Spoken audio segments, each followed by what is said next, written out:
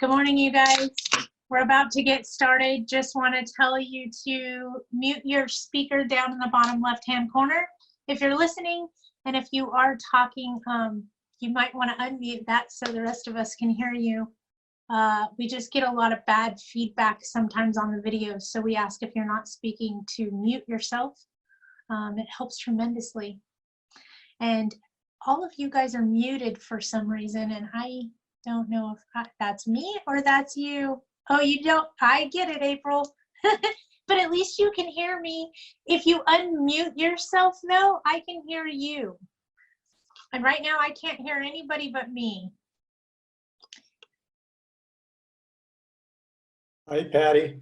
Hi, somebody said hi. I heard somebody say hi. Was that you, Zach? Yeah, how you doing?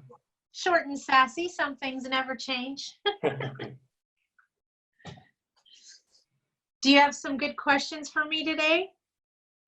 Well, what would you, so I served the notice that we were required to serve in Los Angeles about the ordinance. Everybody paid rent in April, but we'll see what happens in May. Yeah, it's May I'm worried about. Yeah. So if some claim that they can't pay rent, do you advise that I request some type of documentation that they've been impacted economically? Well, here becomes my situation, and this is just me talking to you. Remember, I'm not an attorney, so I can't give legal advice. Right. Who hasn't been affected by the virus when we really talk about tenants and them being affected by something from the Department of Fair Housing? I think every one of us has been affected. If they've been financially impacted, then by all means, yes, we want them to state that to us. But who hasn't been financially impacted? You get where I'm coming from? It's happening to everybody. So by all means, yes, have them put into writing their story. Yes, they were affected, how they were affected. They were laid off, you know, their business shut down, whatever the case may be. It's a good idea to have something in writing from them, notifying them. That way, from the standpoint of the Department of Fair Housing, if you gave this person a loan and didn't give that person a loan, you have the backing to say why you did that, is they were in dire financial needs based on what they told me, and here's the information I obtained. Mm-hmm. So getting that information will help you tremendously. You can't force them to give that to you, unfortunately. I think we're going to see this all play out in a very interesting way here, very rapidly. and I'll leave my statement at that. But yes, by all means, you want to try your best to keep those lines of communication open between you and your tenant, especially in LA, where they're notified of what we're mandated, meaning we're required by law to notify the tenants of what their rights are. And I get that, it's kind of scary, but we'll see how it plays out. I got a feeling that this month we'll see less rents collected than we did last month. And they don't, if they say they're impacted and they can't pay, they have 90 days from after the shelter at home order is lifted to continue to not pay. And then they have a full 12 months after that to pay us back the amount that they didn't pay us. And then your rent becomes due as scheduled after 90 days. After 90 days. Yep. Okay. Are you squeezing your cheeks with me? I got a feeling, and again, I'm speaking hypothetically here because my crystal ball is broken, but I got a feeling this is going to be dragged out for a few more months, and quite frankly, in my opinion, it shouldn't be. Yes, we got a flu bug. It is comparable to the common flu we deal with every year, and when we start to see the numbers coming in based on how many people have tested positive versus how many people have actually perished because of this. It runs in the same lines as the flu, according to the CDC. So with that being said, it gets a little scary of where this is going, when we think this might come to an end. But you're absolutely right. We have 90 days. We can't touch them. The way they wrote that moratorium is very pro-tenant. And that's just for the city of LA, though. A lot of municipalities have written their own moratoriums of what those rules will be as far as paying people back. Mhm. Did that help? Kind Yeah. of put it in perspective for you too, you know? Yeah, yeah. We're not in this for the next month, you guys. We're in this for the next year and a half, 2 years. Yeah. It's going to take us that long to recuperate. And I have to say, I wasn't shocked, but I was when I read Orange County's moratorium. They have no grace period. As soon as the moratorium is lifted, the rent's due in full. Yeah, I like that. I mean, it's just like one end of the spectrum versus the other, you know? Right. And the reality is, and don't shoot me for saying this, but how many investors are they trying to push out of LA County or the city of LA? Yeah. Because that's what they're doing. No, it's just horrible. Yeah. Okay. I I was in the middle of just starting to negotiate cash for keys because I'm obviously rent control. And this just threw a big monkey wrench in all of that. I'm just trying to evaluate if I have tenants who can't pay, how that plays into the whole cash for keys negotiation, at some point. I agree. I think that once this is over, and let's face it, we have also a judicial moratorium. I don't know if you're aware of that. Yeah. Basically saying that we can't file a summons and complaint in the court, which for 90 days after the moratorium is lifted. Right. So for the first 90 days, the courts will be basically catching up with what's already sitting on their books. Right. For lack of a better way to explain it. Right. And then we're going to see the courts get inundated right behind that. Yeah. So there'll be a huge backlog. Well, some of the things that I'm hearing and seeing photographs of are people's mail rooms in their multifamily communities. Their mail rooms are worse than Christmas time, worse than Black Friday. Unfortunately, people that are stuck at home don't have anything better to do but shop on the internet. Interesting. So, yeah, I'm seeing the photos come in and it's pretty intense. I mean, these mail rooms are excessive package-wise. So I don't know what goes on in other people's heads.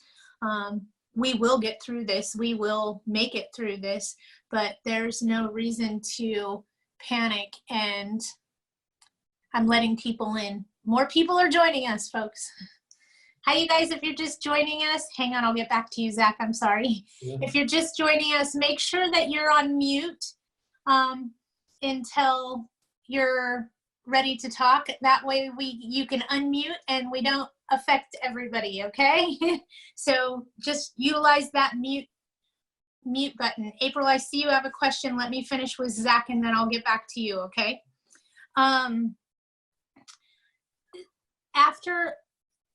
After the moratorium's lifted from the judicial moratorium and people can start evicting on money that was owed to them prior to the COVID shutdown, if you will, we're going to see a lot of issues with the courts being just inundated and overwhelmed and not being able to keep up. We have quite a few residents, if you will, that think this is the end of the world and we're not going to recuperate from this. And, they have little hope. And I get that. But it's that tenant that worries me because they're the ones that are shopping on the internet, to taking advantage of the situation, if you will. A lot of people are making more money at home on unemployment than they were when they were working, just so you know. Yeah. Not everybody, but they are getting unemployment plus $600 a week.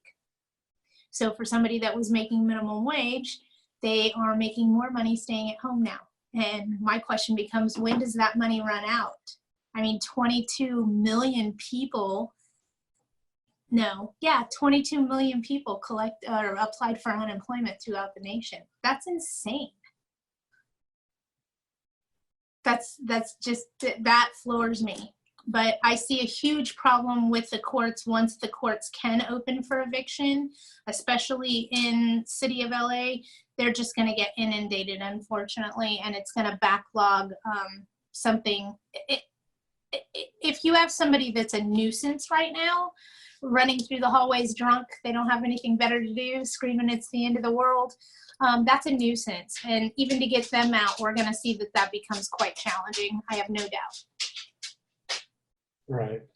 Okay, so Hootie, can you read me April's question? I saw it pop up and then I lost it. I'm looking for you, Hootie. Where'd you go? Hold on, maybe I could do this.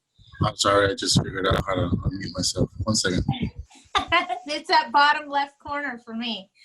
What do we do if we received an anonymous report of a tenant possibly tested positive for COVID-19? Also, she adds, I have a pregnant on-site manager and her leasing office is across from the unit in question. The manager is very concerned and scared. Okay. April. If somebody discloses to you that they have COVID-19, it's no different than them disclosing to you that they have the flu. I mean, these kind of run in the same guidelines, except this is targeted towards seniors and people whose immune systems have been compromised from cancer treatment or something along those lines. Fair enough? So to say in detail that they've possibly tested positive doesn't necessarily mean that they have COVID. They could just be a carrier of COVID. It affects different people in different ways. You need to look at it as them disclosing to you a disability. So they told you, you tell no one. Okay, that's how that one's gonna work. I get that the property manager, the on-site manager is pregnant. That would make me 10 times happier. I don't know if you know this, but when you're pregnant, your immune system actually is boosted so that you can turn off more things. So you have that caveat in there. If your on-site manager doesn't feel comfortable, I don't know what to tell you. Anybody and everybody could have this. I have tenants that have this. I have family members that have COVID and have been released and sent back home, and they're still sheltering in place because they're scared to death. So you just need to look at it as, okay, thank you for letting me know that you tested positive, but it doesn't mean that you have it. You could just be carrying it, and you can't notify anybody else. You can't tell anybody. And if your on-site manager isn't comfortable being there, maybe you need to, I hate to say it, but you might have to, if she's not comfortable working and doesn't feel that she's being safe or can be safe, and she feels that she's being exposed, she may need to take a leave of absence. I hope that helped. I really hope that helped. But yeah, don't go tell other residents that somebody tested positive. Think of it as a disability. We don't tell anybody. Nobody needs to know. And just tell everybody to be safe.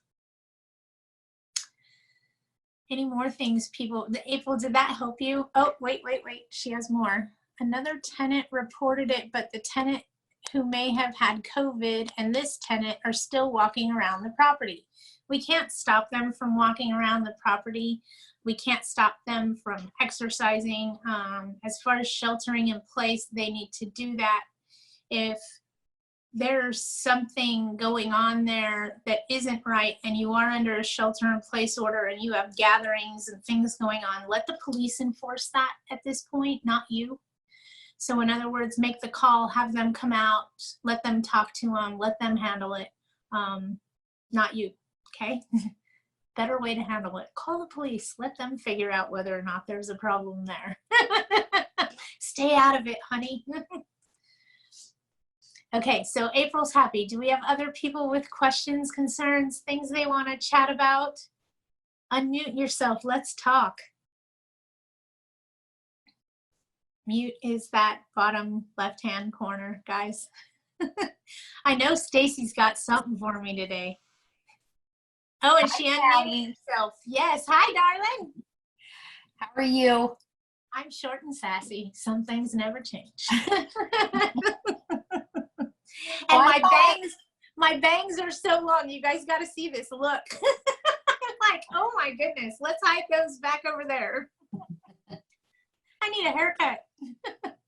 So I thought I'd pose the question that I kind of briefly asked you the other day, just in case other people on here would be interested. Okay.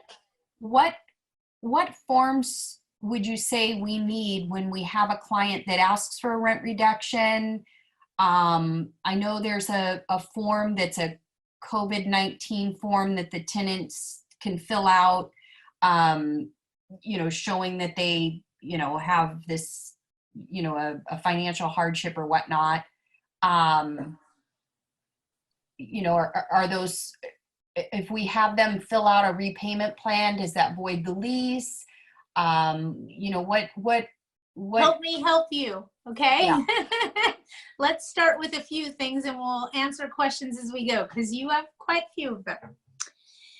If a tenant is asking for a rent reduction and the owner is willing to give them a rent reduction, remember, once you reduce rent, it's gone. They don't owe it anymore. It's like a rent credit. There's no paperwork necessarily involved for giving a tenant a rent credit. Think of it as they didn't have any hot water for 2 weeks. Do we have any special paperwork? No. We just apply a credit to their ledger, and I would just apply COVID rent credit, owner forgave, and whatever the dollar amount is, $200, $400, whatever it is. But that money's now gone and your tenant doesn't owe it. So Okay. Definitely something to keep in mind. What you're talking about with a payment arrangement, and remember people, I'm not an attorney, nor do I play one on TV, but I did work in a law firm for several years. So I have a better understanding of the law and how the law works. Once you take the money that's owed from your rental contract and put that money on a promissory note, then that promissory note is what's controlling, not your rental contract. So if you have a promissory note and you want to enforce it, you would then sue them in small claims for the money that's owed. But remember, they don't have a job. So you can't garnish their paycheck, okay? Just saying. But now, in order to enforce that, you need small claims. They're going to give you a money judgment. They're not going to give you possession. It is not eviction court. So the promissory note is a tool to use between the landlord to keep them calm and the tenant to keep them calm, but it's actually as good as the paper it's written on. It's unenforceable in eviction court. It's only enforceable in small claims court. So by using that tool, you could be harming yourself as well, but you're gonna have to wait until that promissory note completely expires. Let's say you give them 3 months to pay the rent back on that promissory note. You can't do anything with that until those 3 months have expired. So you wanna work those promissory notes, if you're utilizing them, 30 days at a time. The farther you make that out, the more you hurt yourself. Does that make sense? It does. And I'm glad you said making it for 30 days because last month or this month, we had a tenant that could only pay $500. So we basically did that promissory note, but it's all due May 1st. It was like a 30-day deal. So And next month, if they don't have all the rent, I wouldn't necessarily suggest utilizing the promissory note, is just letting them know, well, that'll stay on your ledger. As long as you're not charging late fees and you're not charging any COVID loan fees, because we cannot do that. Absolutely. No late fees right now. No fines, fees, or penalties for giving them a loan right now. If we do that and they want a concession because our common area is closed, the pool, the clubhouse, whatever, we don't have to give it to them. I spent hours on the phone with Fair Housing getting the answer to that one. If they want a concession because some of the amenities are closed and we're not charging late fees and we're not charging these things, then we don't have to necessarily give them any type of rent reduction for not using the common areas because it wasn't closed due to any fault of our own. So just to give you guys an idea of what we're working with, as nicely as I could say this, is as simply as I could say this. Let me rephrase that. As simply as we could say this, this is what I'd say to you. Run your business as normal in every aspect of what you do, except when it comes to the rent. Do not enforce rent collection at this time, is my opinion. Because if you're serving a 3-day notice and they know you can't enforce it, what do you look like as a landlord? What kind of message are you sending? Idle threats? The reality is, if we can't evict, why serve the notice? We can't enforce it. So what is that notice? It's notifying them that they owe money. Give them a copy of their ledger. It's less intrusive, letting them know. Make sure there's no late fees, no COVID fees on there. And your lease and your ledger will do all this work for you. The only time I would step in is if a moratorium mandated that we disclose to tenants. I know I use big words there. The moratorium would be the temporary law from the city. City of Los Angeles requires that we disclose to the tenants what their rights are regarding COVID loan repayment time, period. So that's what I mean by mandated. It's required by law that we notify tenants in the city of LA of what their rights are. Other surrounding cities may not necessarily have that in their moratorium, so we don't have to disclose it. So keep a rolling balance on your ledgers, keep that rolling balance on your things, and when all this plays out, if that's all you've done, you'll be right in line to keep things moving forward in the event that you do have to evict. I know it was a long answer, Stacy, I'm sorry. And I saw thank you, Patty, I appreciate it. No worries. And did that get it all back to you? Yes. Okay, perfect. Connie, you're asking when the courts are going to be open. That depends. It depends on when they decide to reopen. There's been some talk here and there about certain courts reopening. Also, you need to know that they passed a judicial moratorium, basically saying in all the courts in the state of California, once we are lifted from the moratorium from the governor to shelter in place, the courts have put in a 90-day moratorium, meaning they will not take any summons for any new cases for 90 days after the moratorium is lifted. So even if the court opens, doesn't mean you can do anything for 90 days. Did that answer your question better, Connie? And if you have another one, please type it out, let me know, or you can unmute yourself and talk to me if you want it. If you have that capability, I never know. Yes, it does. Thank you. But that did it. Yay! Yes. I get happy when I get the right track and make sure everybody's on the same understanding. Oh, this is going to be fun, isn't it? We're going to have a very interesting times in front of us. April is telling us something else. They have her pools closed and a tenant request to buy. Oh, okay. So she has a pool, her pool is closed and a tenant sent me a request to buy a small pool for her kids in the meantime because it's too hot. Business as usual, correct? Absolutely. Having a kiddie pool on a property can cause an owner's insurance to cancel. In technical terms, legal terms, and all the terms you need to know, it's called an attractive nuisance.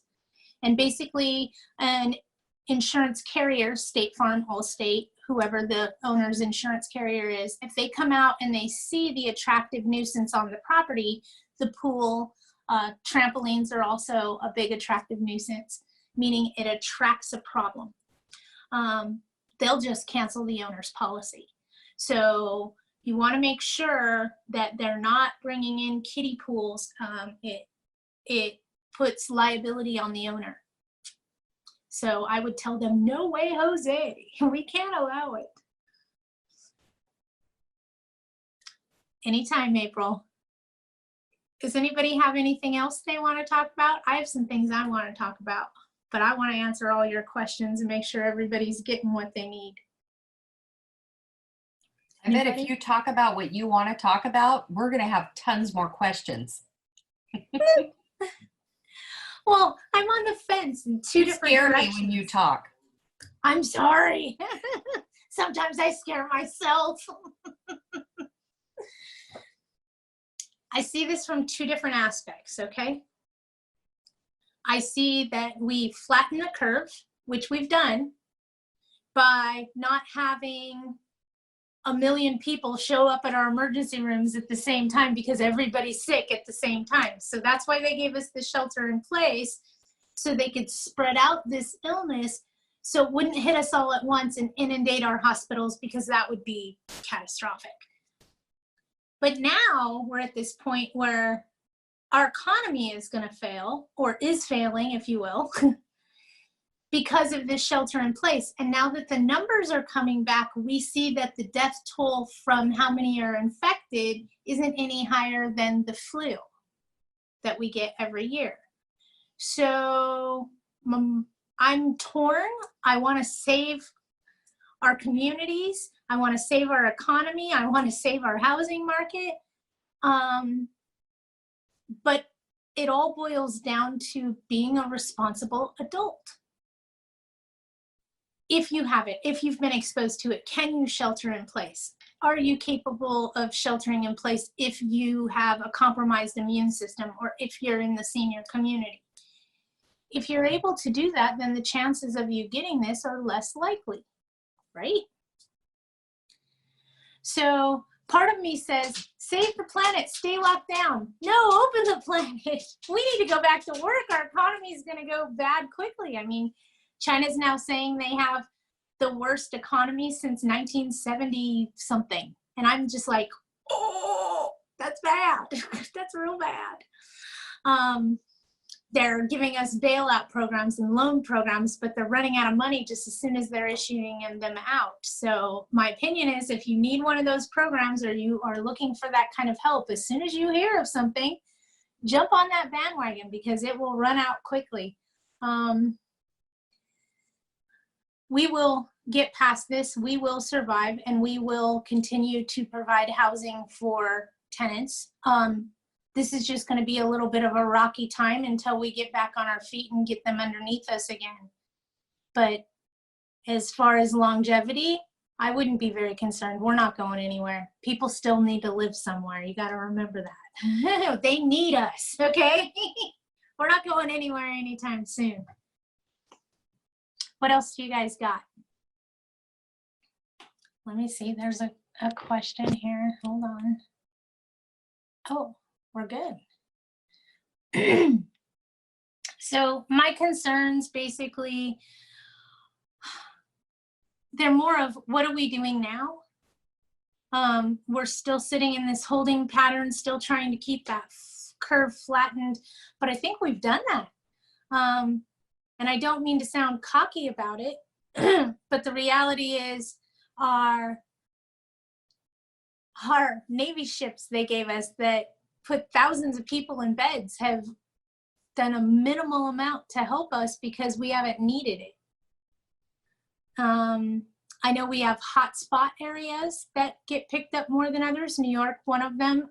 It's a hub for international travel. I mean, what do you think was going to happen? You take a city like LA, where it's a metropolis, and they're going to have more infections statistically because there's more people there. just kind of makes sense when you start really thinking about it. I can't wait for our economy to reopen and this to be lifted so we could get things back on track. It is very uncertain now because we have so many residents thinking that they don't have to pay rent, thinking that they're not going to get their jobs back, which is totally ludicrous from an employer standpoint. Well, let me give you guys a quick Widget's way of thinking, okay? If you lost your job as a tenant because of COVID, you're probably freaking out because you're thinking, I'm going to have to find a new job. I can't find a job. Everywhere's closed right now. You know, that whole stress level and that panic level is taking over on our tenants. And the reality is, and we may need to tell some of them, hey, slow down. The world needed to come to a pause to help keep more of us healthy. I get that. But don't you think when they reopen the economy that your employer is going to call you and say, come back to work? The reality is, if you look at it from an employer standpoint, is we don't want to have to start over with all new staff and train. And we want to take the people that already know what to do because they can hit the ground running and we can make more money faster than if we had to stop and train people and educate people and all of these things. So the likelihood of them getting their job back is very high when you really start to think about it. But remember, they don't see it that way. They think the world's ending, you know? So try to be reassuring and supportive to your tenants in these uncertain times. They may be turning to you for direction because, you know, we're life coaches, therapists, property managers, marriage counselors. You know, we wear a lot of hats, don't we?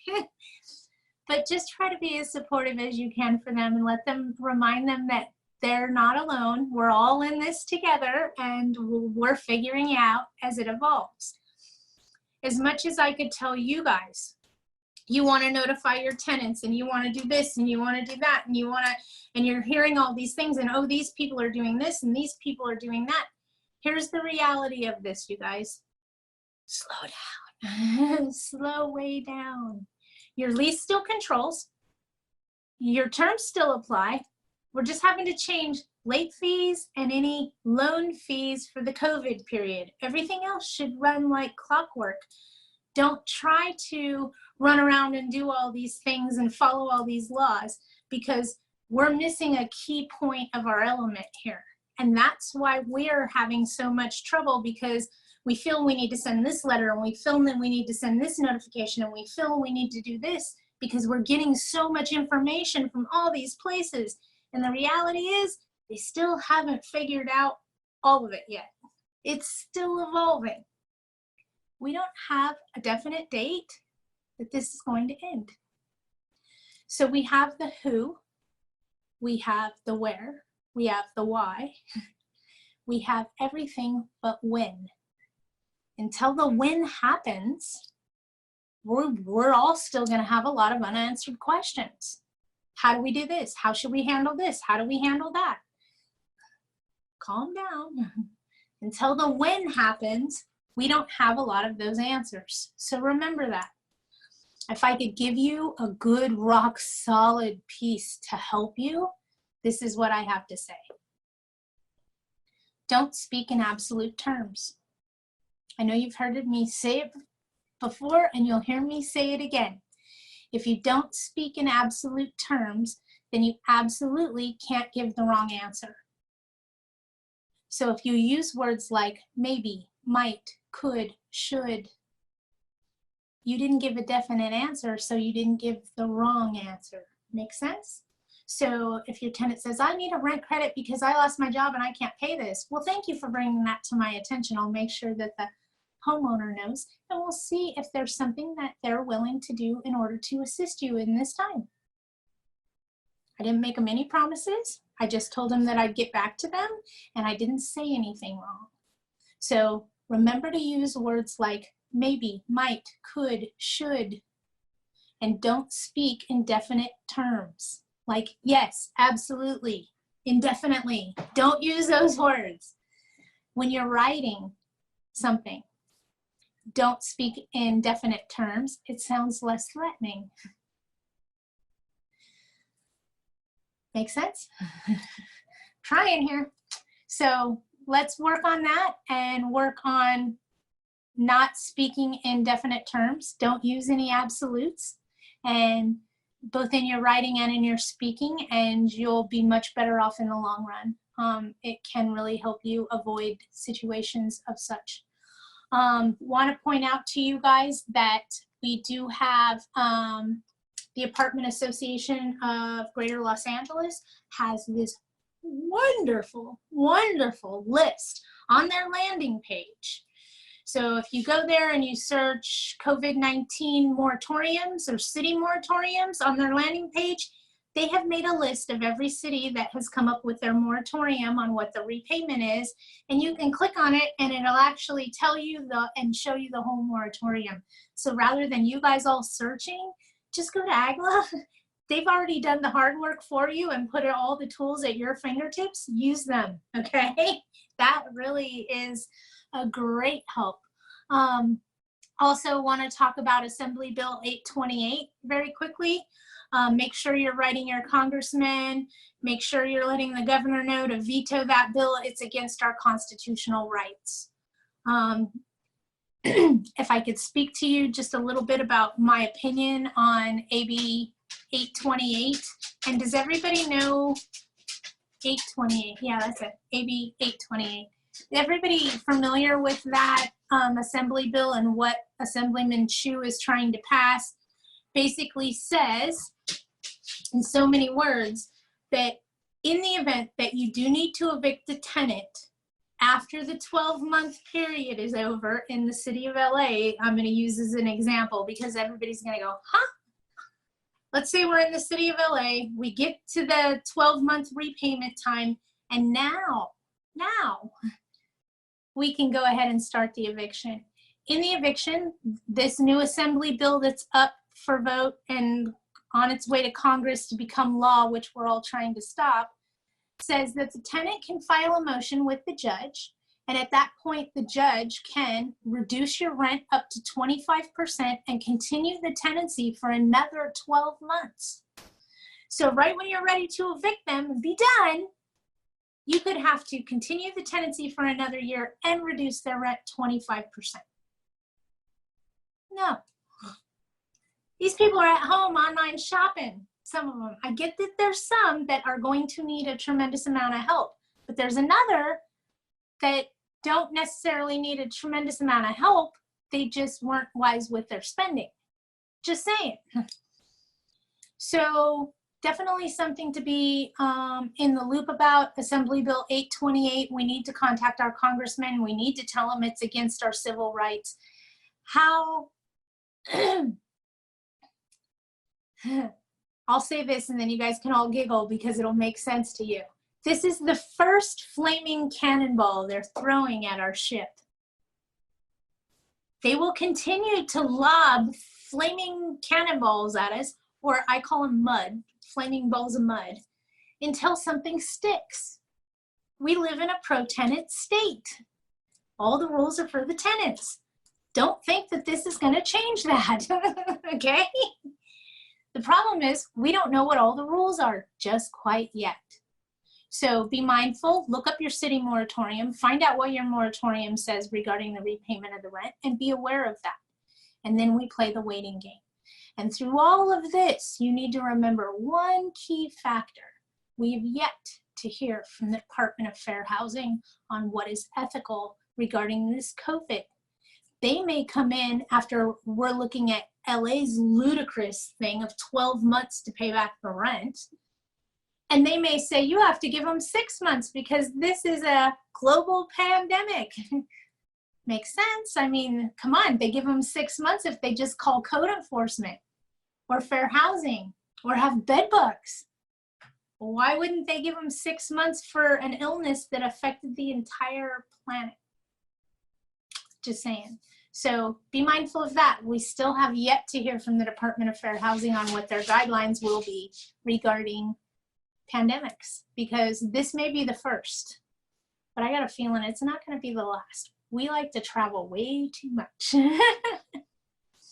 Does anybody have anything else that they like to talk about? something that concerns them, something that they're questioning, something that happened they're not too sure about. Because you guys got me, might as well pick my brain. Anybody?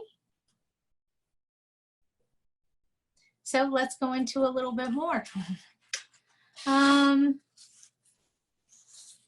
This is going to get worse before it gets better. Last month, statistically across the state, 97% of all tenants paid their rent. I'm curious to see what we're going to get for May. I got a feeling that number will be much lower. How much lower? I don't know. Again,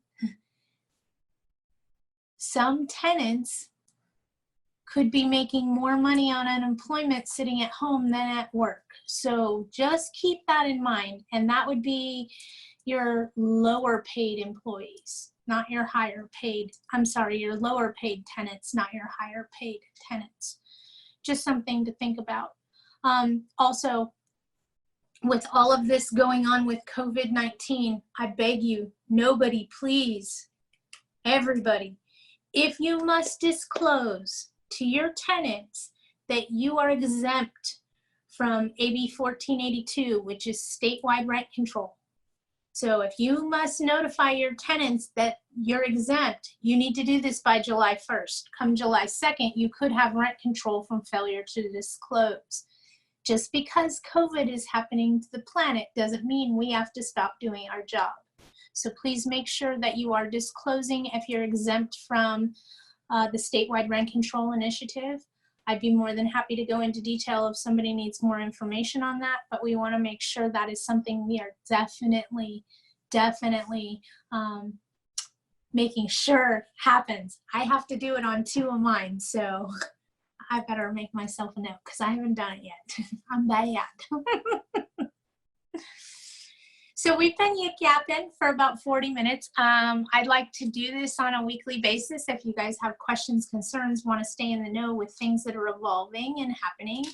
I have a feeling come the 1st and 2nd week of May, we will have bigger powwows with what's actually happening and what we're seeing is more tenants are paying rent or less tenants are paying rent and how that plays out. Does anybody have anything they want to talk about? Anything frustrating him? Did I tell you something today that made you mad and you're like, wait, what are you talking about, Patty? What is AB 828? Nobody's got nothing? If nobody has anything else, we'll go ahead and get this ended so you guys can go on about your day.